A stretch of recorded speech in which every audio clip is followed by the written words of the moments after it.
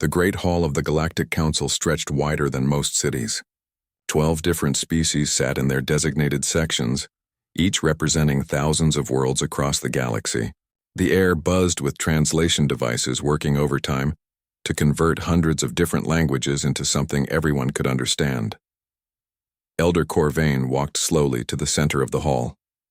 His ancient body moved with difficulty, each step echoing in the vast space. The Vethrak Elder was old even by his species' standards.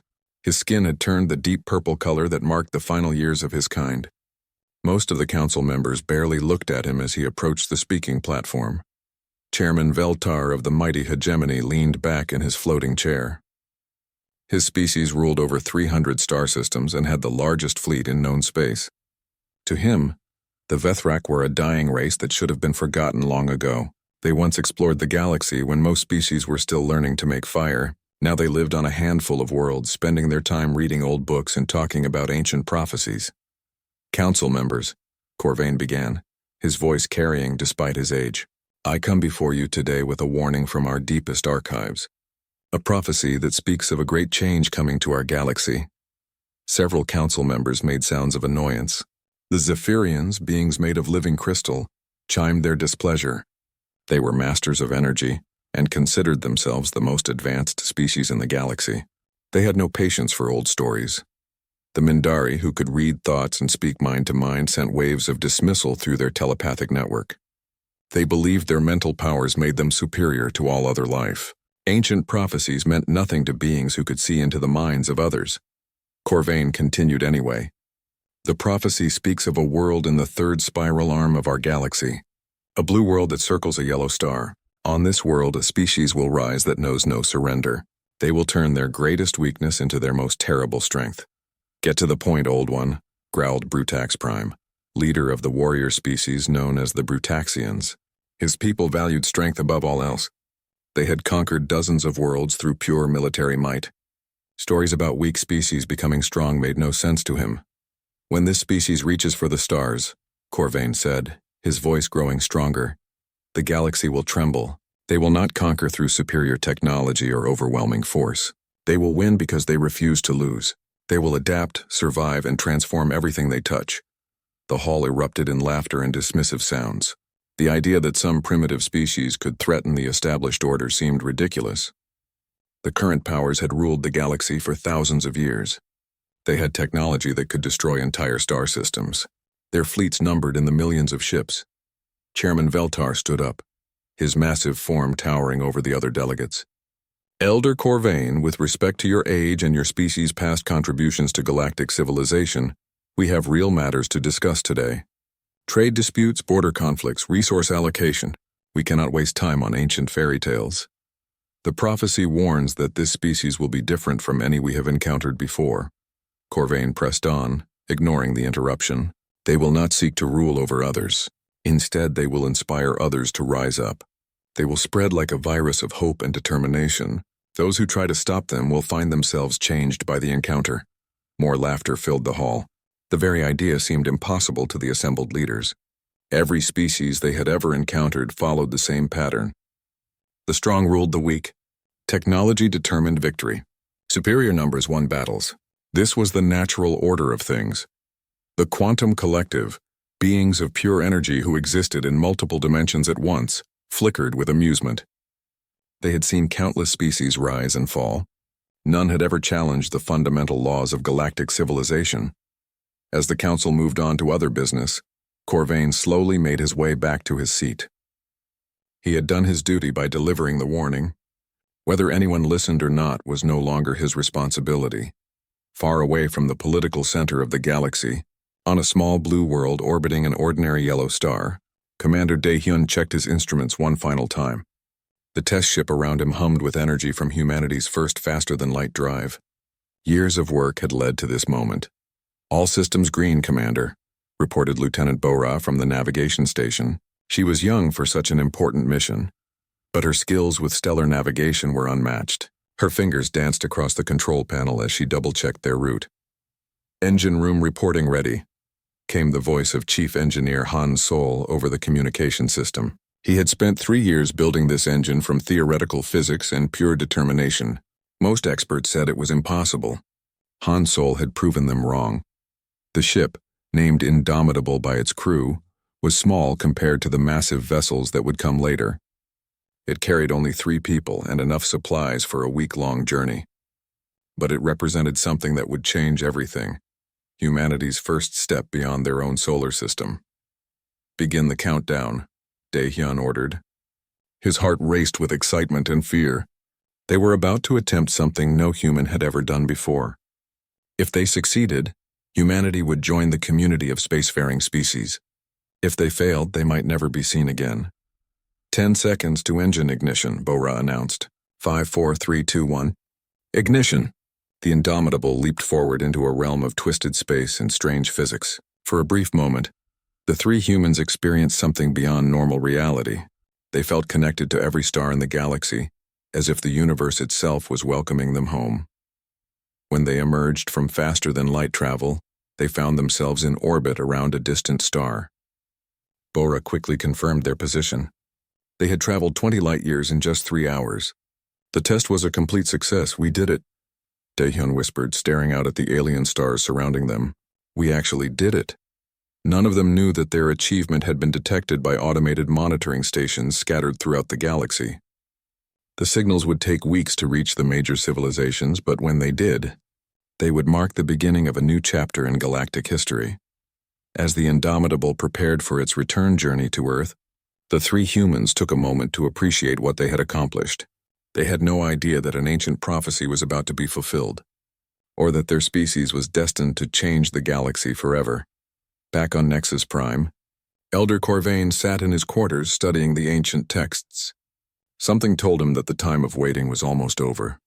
Soon the galaxy would learn the truth of the old warnings. Soon they would discover what happened when a species that refused to give up reached for the stars. 3 months had passed since the Indomitable's successful test flight. Humanity had wasted no time in building a small fleet of exploration ships. The universe was vast and full of mysteries, and humans were eager to explore every corner of it. Captain Hyunwoo stood on the bridge of the UES Defiance, humanity's largest exploration vessel. The ship carried a crew of 45, including scientists, engineers, and diplomats. Their mission was simple: make contact with other intelligent species and establish peaceful relations. "Captain, we're detecting an artificial structure ahead," reported scanner operator Jiho. His instruments had picked up something that clearly wasn't natural. The object was geometric and gave off unusual energy readings. Through the main viewing screen, they could see a massive, crystalline structure orbiting a gas giant. The station was beautiful in an alien way, with surfaces that seemed to bend light itself. It was clearly the work of an advanced civilization. "Looks like we found what we were looking for," said Dr. Minseo, the ship's chief scientist. She had spent years studying the possibility of alien life. Now she was about to meet it face to face. "Begin recording everything. This is going to be historic." Captain Hyunwoo opened a communication channel on all frequencies. "Unknown station, this is Captain Hyunwoo of the Earth vessel Defiance. We come in peace and wish to establish contact with your people." The response came quickly, but not in any language they recognized. The alien words sounded like music, with tones that seemed to resonate through the ship's hull itself. Their translation computers worked frantically to decode the message. "Translation coming through now, Captain," reported Communications Officer Yun-Soo. "They're saying, 'Primitive vessel, you have entered Zephyrian space without permission. Prepare to be boarded and processed.'" Before anyone could respond, the Defiance's engines shut down. All weapon systems went offline. Even the lights dimmed as some kind of energy field surrounded the ship. Whatever technology the aliens possessed, it was far beyond anything humans had developed. A strange tingling filled the air, and 3 beings materialized on the bridge. They were unlike anything the humans had imagined. The aliens appeared to be made of living crystal, with bodies that refracted light into beautiful rainbow patterns. They stood nearly 8 feet tall and moved with fluid grace. The lead being spoke, its voice creating harmonics that seemed to come from everywhere at once. "I am Research Commander Zeth Keller of the Zephyrian Science Division. You are now subjects for study and classification." Captain Hyunwoo stepped forward, keeping his hands visible and non-threatening. "We're explorers from the planet Earth. We mean no harm to your people. We're just seeking peaceful contact with other civilizations. Your intentions are irrelevant, Zethkalar replied. You are a primitive species that has barely achieved interstellar travel. You will be cataloged and assigned a supervised development status under Galactic Council protocols. Dr. Min Seo moved closer to examine the aliens, her scientific curiosity overcoming her fear. Fascinating. Your bodies appear to be silicon-based rather than carbon-based. How do you maintain structural integrity while remaining flexible? The Zephyrian turned its attention to her. You will not ask questions. You will answer them. What is your species' technological level? How many worlds do you control? What is your military capability? We control one world, Captain Hyunwoo answered honestly. We have no military presence in space. This is our first contact with alien life. The Zephyrians made sounds that might have been laughter. One world, no fleet. Truly primitive.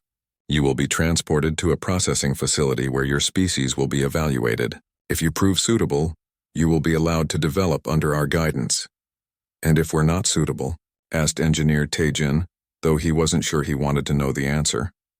Then your development will be terminated, Zethkalar said without emotion. It is more merciful than allowing a failed species to struggle alone in the galaxy. The humans were transported to a holding area deep within the Zephyrian station.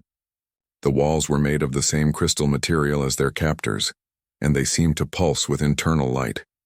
Despite the beauty of their prison, it was still a prison. Dr. Min Seo immediately began studying everything around them. Look at this, she whispered to the others. The walls aren't just crystal. They're some kind of programmable matter. The entire structure can be reconfigured at will. Physicist Yoonji joined her examination. The energy patterns are unlike anything we've seen, but they follow predictable mathematical principles. If we could understand the base frequency. Engineer Taejin was more interested in the practical aspects. The question is whether we can interfere with their control systems. Every technology has weaknesses. While the scientists worked, Captain Hyunwoo tried to establish better communication with their captors. The Zephyrians seemed genuinely puzzled by human behavior. They couldn't understand why the humans kept asking questions instead of simply accepting their fate. Your species displays unusual neural patterns, Zethkalar told the captain during one of their sessions. Most primitive species become docile when faced with superior technology. You continue to analyze and adapt. This is unexpected. That's what humans do, Hyunwoo replied. We don't give up easily. We look for solutions even when the situation seems hopeless. Such behavior is inefficient. It would be better for your species to accept guidance from your superiors. Who decides who's superior? Asked Dr. Min Seo. You have better technology, but does that make you better people? We've created art, music, literature, philosophy. We've learned to cooperate despite our differences. Technology isn't everything. The Zephyrians seemed confused by this concept. Their entire civilization was built around technological advancement. The idea that other forms of achievement might be equally valuable was foreign to them.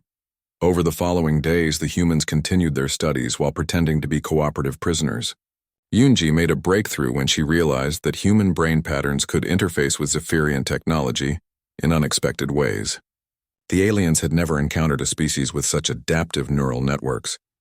It's like our minds evolved to handle chaos and uncertainty, she explained to the others.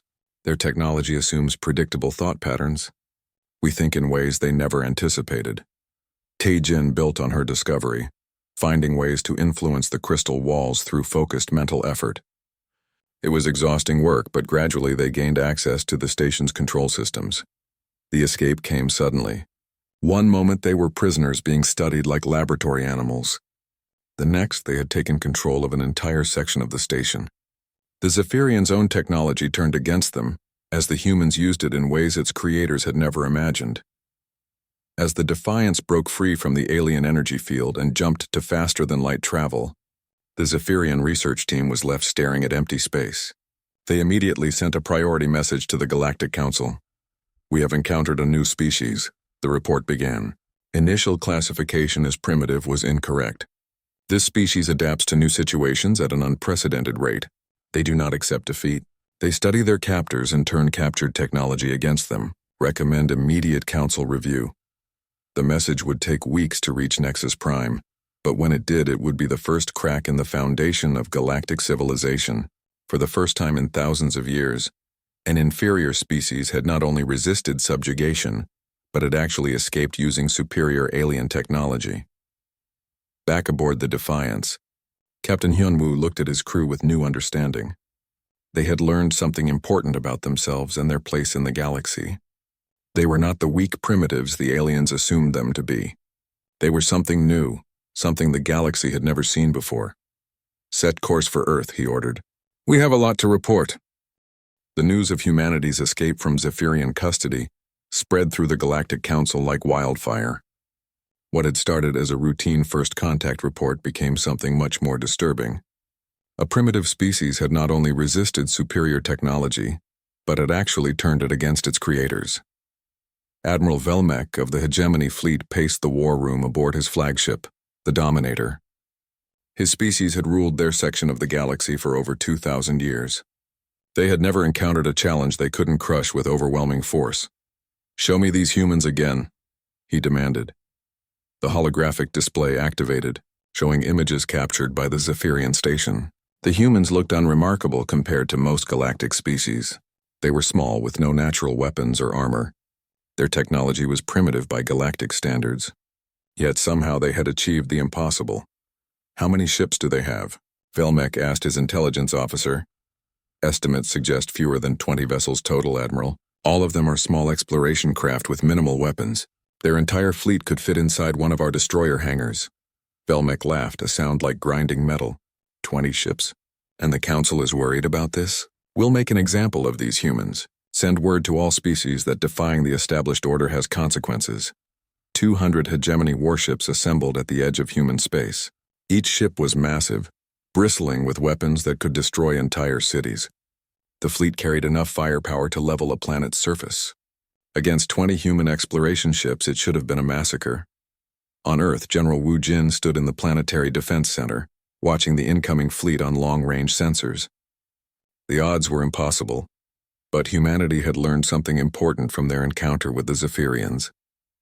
They adapted faster than anyone expected. "Admiral So Young, report on fleet status," he requested through the communication system. "All ships are ready, General," came the reply from orbit. Admiral So Young commanded humanity's space fleet from the bridge of the Unity, Earth's first purpose-built warship. It was still tiny compared to the alien vessels approaching them, but it incorporated everything humans had learned about alien technology. "Remember," General Wu Jin broadcast to all defending ships, "we don't need to win. We just need to survive long enough to learn. Every minute of combat teaches us something new about their capabilities." The alien fleet dropped out of faster-than-light travel at the edge of Earth's solar system. Admiral Velmek opened a communication channel to the primitive world below. "Humans of Earth," his voice boomed across all frequencies, "you have defied the natural order of the galaxy. You will surrender unconditionally and submit to hegemony rule, or your world will be destroyed. You have 1 hour to decide." The response came from Admiral So Young aboard the Unity. "This is Admiral So Young of the Earth Defense Fleet. We reject your ultimatum. Earth will defend itself." Velmek's laughter echoed through space. "Defense? You have 20 ships against 200. Your largest vessel is smaller than our shuttlecraft. This is not defense. This is suicide." "Then let's find out," So Young replied calmly. The battle began with the alien fleet advancing in perfect formation. Their energy weapons reached out across vast distances, targeting the human ships with devastating precision. Several human vessels took direct hits and suffered heavy damage, but something unexpected happened. Instead of being destroyed, the damaged human ships continued fighting. Their crews worked frantically to repair systems and adapt to the alien weapons. Within minutes, they began to change their tactics. Pilot Kehoe, flying a small fighter called the Wasp, discovered that human reflexes were faster than alien targeting systems. He began using random evasion patterns that the enemy computers couldn't predict. Other pilots quickly copied his techniques. "They're adapting in real time," reported the hegemony sensor officer. "Their evasion patterns are becoming more effective with each engagement." Admiral Velmek wasn't concerned. Adaptive tactics were interesting, but they couldn't overcome such a massive difference in firepower. He ordered his ships to focus their attack on the largest human vessel. The Unity took hit after hit as dozens of enemy ships targeted it. Its shields failed and its hull began to crack. But instead of retreating, Admiral So Young ordered her crew to continue advancing toward the enemy fleet. Commander Hai Jin led a desperate boarding action as the Unity closed with an alien heavy cruiser. Her team used cutting tools to breach the enemy hull and fought their way inside. The aliens had never faced boarding tactics before and were unprepared for close combat. "We're inside their command center," Hyejin reported over the radio. "Their computers are integrated with biological systems. We might be able to turn their own weapons against them." While Hyejin's team worked to capture the alien ship, other human vessels continued their seemingly hopeless fight. The Valor, commanded by Captain Jinsu, suffered catastrophic damage to its engine room. With life support failing and no hope of escape, Jinsu made a decision that would echo through galactic history. "All crew to escape pods," he ordered. "I'm taking this ship on one final run." The Valor, dying and barely holding together, accelerated toward the alien flagship. Velmec watched in disbelief as the tiny human ship aimed directly at his massive dreadnought. "They wouldn't dare," he muttered. "Ramming is the tactic of savages." But Captain Jinsu and his volunteer crew did dare. The Valor struck the Dominator at full speed, its overloaded reactor exploding in a brilliant flash. The alien flagship, designed to withstand energy weapons, couldn't handle the physical impact of a ship willing to sacrifice itself. The explosion tore through the Dominator's hull, killing Admiral Velmec and crippling his command ship. Across the alien fleet, crews stared in shock at the impossible sight. The humans had actually damaged their most powerful vessel. More shocking than the damage was what it represented. Every species the hegemony had encountered fought to win or fought to survive. None had ever fought with the certainty of death. The idea of deliberately sacrificing one's life for a tactical advantage was beyond their understanding. "Commander," Hyejin's team succeeded in capturing their target ship and turning its weapons on the alien fleet. Other human vessels, learning from each engagement, became increasingly effective despite their technological disadvantage. But it was the sight of the burning Dominator that broke the alien fleet's resolve. These humans didn't fight like any species they had encountered before. They turned weakness into strength, defeat into victory, and death into a weapon. "All ships retreat to hyperspace," ordered the surviving hegemony commander. "We need reinforcements." As the alien fleet fled, the battered human defenders regrouped around Earth. They had lost several ships and hundreds of crew members, but they had achieved something impossible. They had forced a superior enemy to retreat. Admiral So Young, injured but alive aboard the damaged Unity, opened a channel to all human forces. "This is just the beginning," she announced. "They'll be back with more ships and better tactics. But we've proven something important today. We can learn, we can adapt, and we don't give up." The news of the human victory spread through the galaxy faster than the fleeing hegemony ships. A primitive species with 20 ships had forced a retreat from 200 advanced warships. It shouldn't have been possible, but the evidence was undeniable. On distant worlds, enslaved species whispered the story to each other. For the first time in generations, they began to hope that the established order could be challenged. Elder Corvain, now very old and frail, smiled as he received the news. The ancient prophecy was coming true. The species that refused to surrender had made their first mark on galactic history. The real changes were yet to come. In the wreckage floating around Earth, human salvage teams worked to recover alien technology. Every piece of equipment, every weapon system, every computer core would be studied and understood. The galaxy had taught humanity a valuable lesson about advanced technology. Now humanity was ready to return the favor. 6 months after the Battle of Earth, the galaxy was a different place. The news of humanity's impossible victory had spread to every corner of known space, carrying with it something the established powers hadn't seen in millennia: the idea that change was possible. Fleet Admiral Sung Min stood in the command center of humanity's new flagship, the Indomitable Spirit. The ship was built using a combination of human engineering and captured alien technology.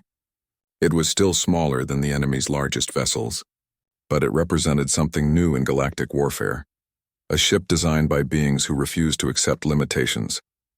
"Admiral, our scouts report that the hegemony is gathering a much larger fleet," reported intelligence officer Min Jae. "They're calling for support from their allies. We're looking at potentially 3,000 ships." Sungmin nodded calmly. 3,000 ships would be enough to sterilize Earth's entire solar system.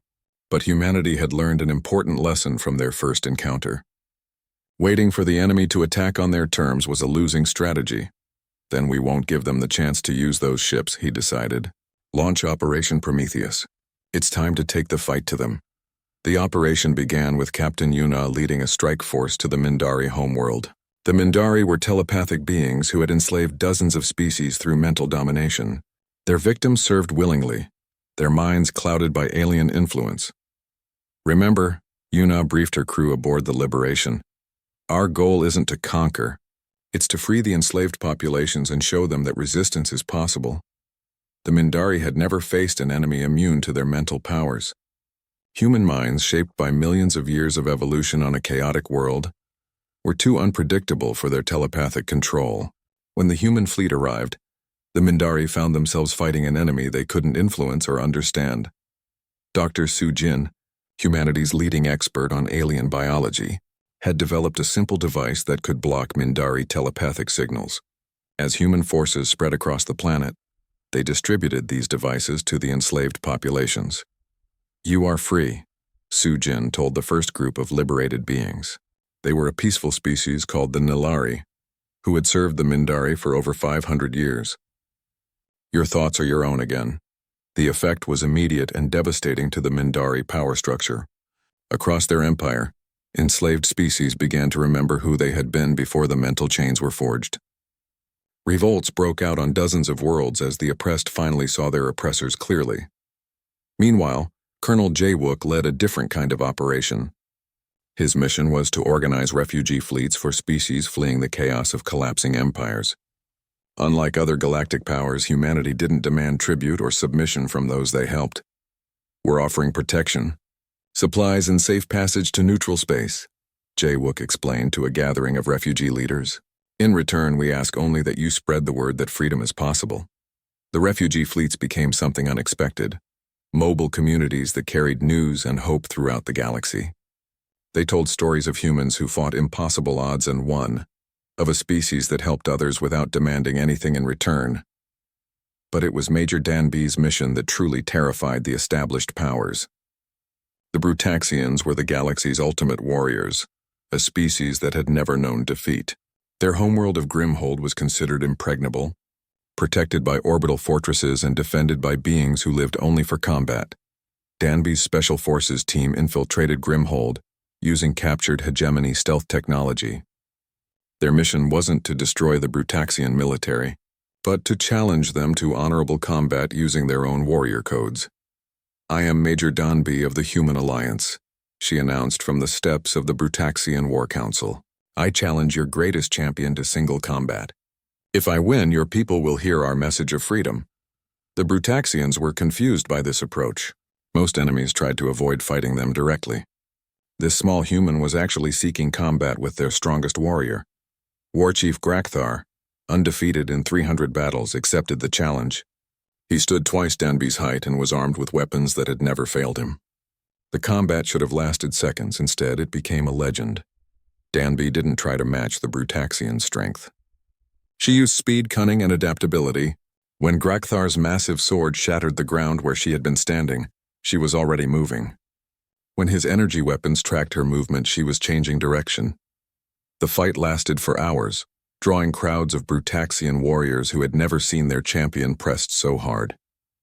Danby was clearly outmatched in terms of raw power, but she refused to yield. Every time Grakthar thought he had won, she found a way to continue fighting. Finally, exhausted and bleeding from dozens of wounds, Danby did something that shocked every witness. Instead of delivering a killing blow when she finally gained an advantage, she helped her fallen opponent to his feet.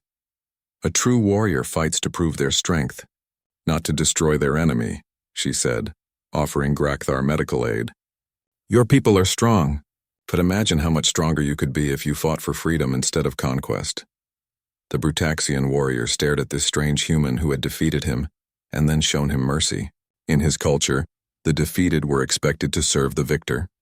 But Danby was offering something different, partnership instead of domination. What do you want from us, human? Grakthar asked.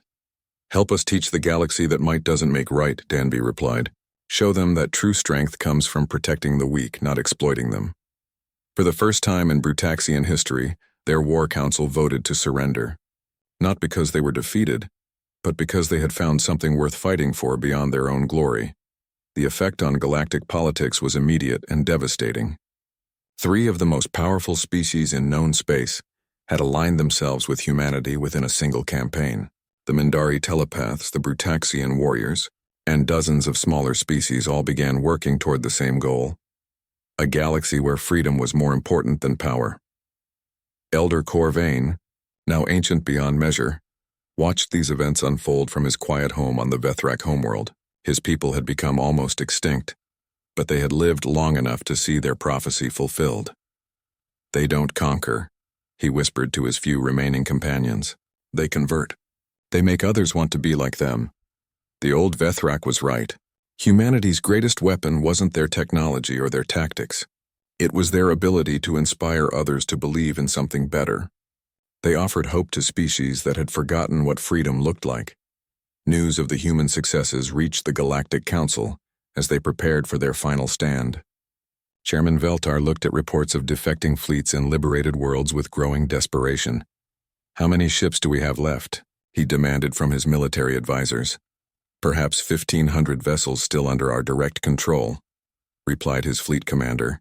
"But morale is collapsing. Many crews are questioning whether we're fighting for the right cause." That was the real danger. The humans hadn't just defeated their enemies in battle. They had convinced them that there was a better way to live. Across the galaxy, beings who had never questioned the established order were beginning to ask uncomfortable questions. On distant Nexus Prime, preparations began for what everyone knew would be the final battle. The old powers would make their last stand at the political center of galactic civilization. They still had superior numbers and technology, but for the first time in thousands of years they were fighting an enemy that their opponents actually wanted to join. And that changed everything. Fleet Admiral Sungmin received reports from across the galaxy as human allied forces moved toward the final confrontation. They were no longer fighting alone. Beings from hundreds of different worlds had chosen to stand with humanity in their struggle for galactic freedom. "All fleets report ready for the final advance," reported Communications Officer Seong Ho. "We have volunteer crews from over 50 different species." Sungmin looked out at the stars and thought about how much had changed since that first contact with the Zephyrians. Humanity had gone from being an unknown primitive species to leading a galactic revolution. "Signal all ships," he ordered. "Destination Nexus Prime, it's time to finish what we started." The final battle for galactic civilization began not with weapons but with words. Ambassador Ne Young stood before the emergency session of the Galactic Council, representing not just humanity but the growing alliance of free species that had rallied to their cause. "Members of the Council," she began, her voice carrying clearly through the great hall that had once seemed so intimidating to Elder Corvain. "We come to you not as conquerors but as partners. The old system of domination and control has failed. It's time for something new." Chairman Veltar, his massive form trembling with rage, rose from his seat. Around him, the remaining loyalist forces had gathered for their final stand. Outside the station, 1,500 warships waited to defend the established order against the 1,000-ship fleet that humanity had assembled. "You dare speak of partnership?" Veltar roared. "You are a primitive species that learned to travel between stars less than 2 years ago. You have no right to challenge an order that has kept peace for millennia." "Peace?" Nayang asked quietly. "Is that what you call the enslavement of the Nalari? The mental domination of dozens of species by the Mindari? The brutal conquest of the Brutaxians? You didn't create peace. You created silence through fear." Throughout the hall, delegates shifted uncomfortably. Many of them had begun to question the foundations of their civilization. The human alliance had shown them a different way of living, one based on cooperation instead of dominance. Fleet Commander Dong Hyun monitored the situation from his flagship, the New Dawn. His combined fleet represented something unprecedented in galactic history, ships from dozens of different species working together by choice rather than conquest. "Admiral, the enemy fleet is taking defensive positions around Nexus Prime," reported his tactical officer. "They're using the station itself as a shield." Dong Hyun nodded. The loyalist forces had every advantage except the one that mattered most. Their own people no longer believed in what they were fighting for. Half the Galactic Council's member species had already joined the human alliance. The other half were wavering. Inside the council chamber, the debate continued. Ambassador Ne Young outlined humanity's vision for the galaxy, a confederation of free species working together for mutual benefit. No more forced tribute, no more enslaved populations, no more wars of conquest. You offer chaos, Veltar declared. Without strong leadership, the galaxy will tear itself apart. Primitive species will wage war against each other. Resources will be wasted. Entire civilizations will collapse. Perhaps, Ne Young admitted, freedom is messy and dangerous. But it's better than the alternative. We'd rather fail as free beings than succeed as slaves. In the depths of Nexus Prime, Specialist Junho worked frantically alongside Kethvar, a Zephyrian scientist who had joined the human cause. Together they studied the station's deepest secrets. Hidden in the ancient structure was something the current leadership had forgotten, a weapon of unimaginable power.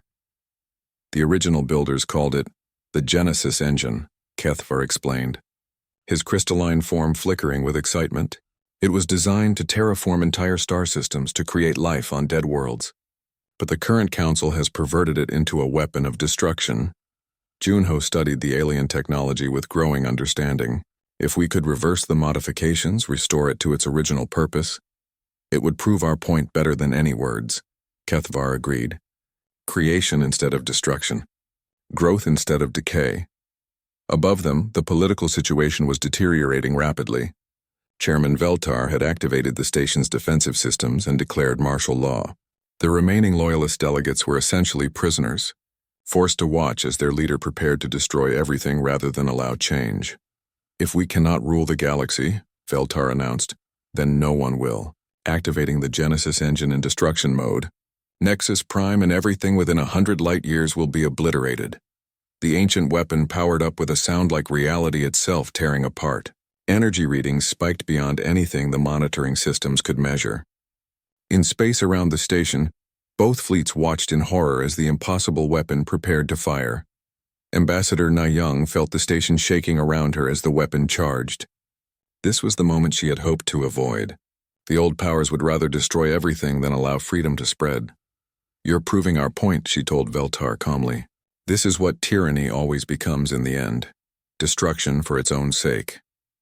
But deep in the station's core, Junho and Kethvar were making their own preparations. Working together, human adaptability and Zephyrian technical knowledge had found a way to reprogram the ancient weapon. Now, Junho shouted, activating the modification sequence. The Genesis engine fired, but instead of the devastating energy beam that Veltar expected, something beautiful happened. The weapon's force struck Nexus Prime and began transforming it. The sterile metal corridors burst into bloom as plant life spread throughout the station. Dead chambers filled with breathable atmosphere. Barren sections became gardens. The effect spread beyond the station itself. Dead moons in the system began developing atmospheres. Lifeless asteroids became small gardens floating in space.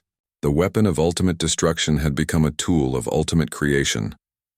Throughout the galaxy, beings watched in amazement as Nexus Prime transformed from a cold political center into a living world. The impossible had happened again. Humans had taken their enemy's greatest weapon and turned it into something wonderful.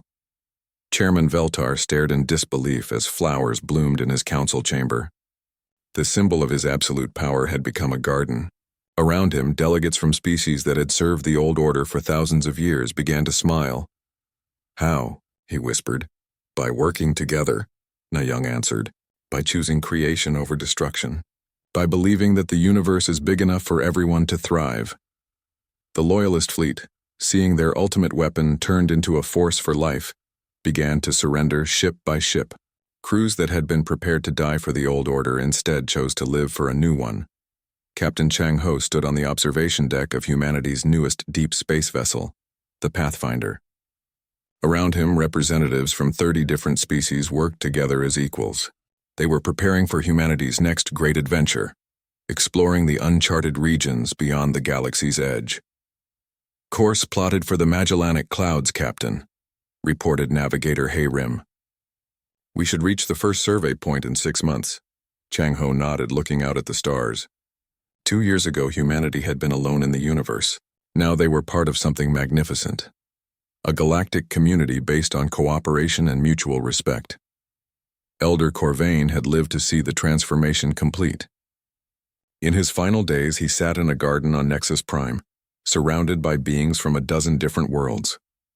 Children of various species played together while their parents discussed plans for new colonies and exploration missions. "The prophecy is fulfilled," he whispered to young Haiwan, humanity's first xenoarchaeologist who had come to study the ancient Vethrak archives. But there was one more line, hidden in our deepest records. Haiwan leaned closer to hear the ancient being's words. "And in teaching the galaxy to be human," Corvain quoted, "they will learn what it truly means to be divine." The old Vethrak smiled his final smile and closed his eyes, content in the knowledge that his people's greatest prophecy had come true. The species that refused to surrender had indeed transformed the galaxy, but they had done it not through conquest or domination, but by showing others that there was a better way to live. They had proven that hope was stronger than fear, that cooperation was more powerful than control, and that the greatest victory was not defeating your enemies, but turning them into friends. As the Pathfinder prepared for its journey to distant galaxies, Captain Chang Ho thought about how much had changed. Humanity had reached for the stars and found not just new worlds but new ways of being. They had learned that the universe was vast enough for everyone's dreams. Behind them, the transformed galaxy continued its work of building a better future. Former enemies worked side by side on projects that would have been impossible under the old system. The strong helped the weak not because they were forced to, but because they chose to. And in the depths of space, automated beacons carried a simple message to any civilization that might be listening. "You are not alone. Come join us among the stars. There is room for everyone in this universe."